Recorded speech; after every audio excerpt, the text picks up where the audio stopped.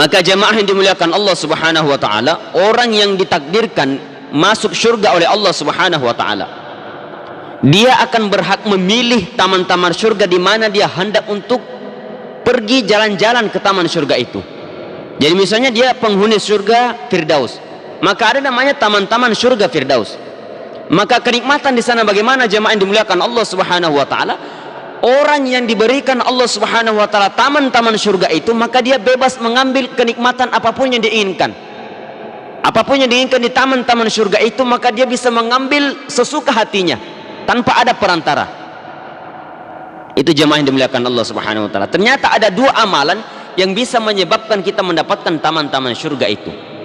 Yang pertama jemaah yang dimuliakan Allah adalah di dalam kehidupannya senantiasa dia berbuat ihsan, berbuat kebaikan. Orang yang senantiasa berbuat ihsan dalam kehidupannya, mereka itu akan sedikit tidur dalam kesehariannya, lebih banyak beribadah, berbuat kebaikan daripada tidur. Nah, jadi tidurnya sedikit ketimbang ibadahnya.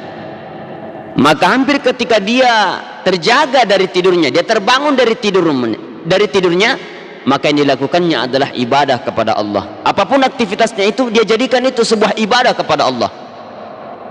Entahkah dia pergi berangkat bekerja dengan kalimat niat karena Allah, senantiasa menyebut nama-nama Allah Subhanahu wa taala di dalam mengerjakan segala sesuatu dalam kehidupannya.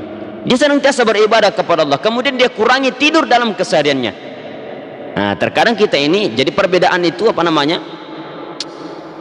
Kalimat sedikit tidur itu bisa saja ketika kita salah ucap kalimat itu, sedikit tidur dengan sedikit tidur.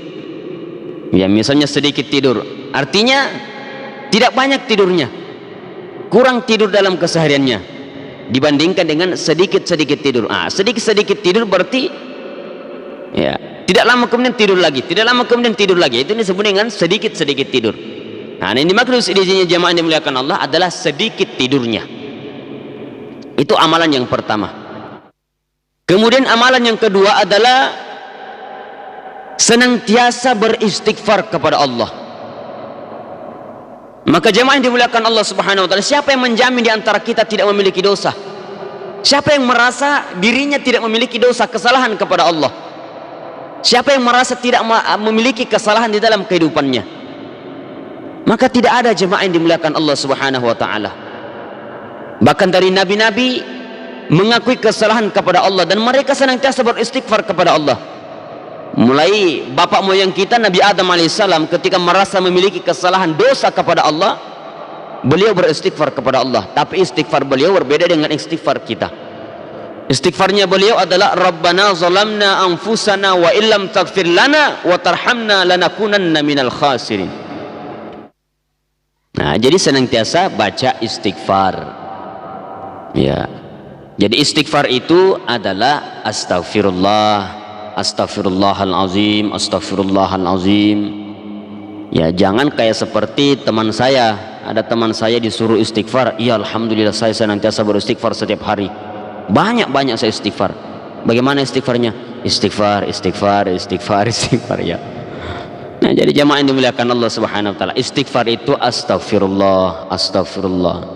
Maka amalan yang kedua ini senantiasa beristighfar dalam kehidupannya. Nabi sendiri, Nabi sallallahu alaihi wasallam adalah orang yang ma'sum, dijaga dosanya oleh Allah Subhanahu wa taala, dijamin surganya oleh Allah Subhanahu wa taala, akan dijaga oleh Allah dari segala perbuatan kemaksiatan di muka bumi ini. Tapi beliau senantiasa beristighfar kepada Allah.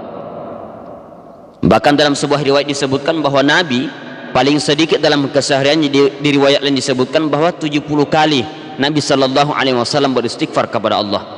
Di riwayat lain disebutkan bahwa Nabi sallallahu alaihi wasallam paling sedikit di dalam keseharian Nabi beristighfar kepada Allah 100 kali. Nah, kalau Nabi sendiri orang yang maksum, orang yang dijamin surganya oleh Allah Subhanahu wa taala, senantiasa beristighfar kepada Allah, bagaimana dengan kita yang penuh dengan dosa? Maka jemaah yang dimuliakan Allah Subhanahu wa taala, amalkan dua amalan ini, semoga kita diberikan taman-taman surga oleh Allah Subhanahu wa taala.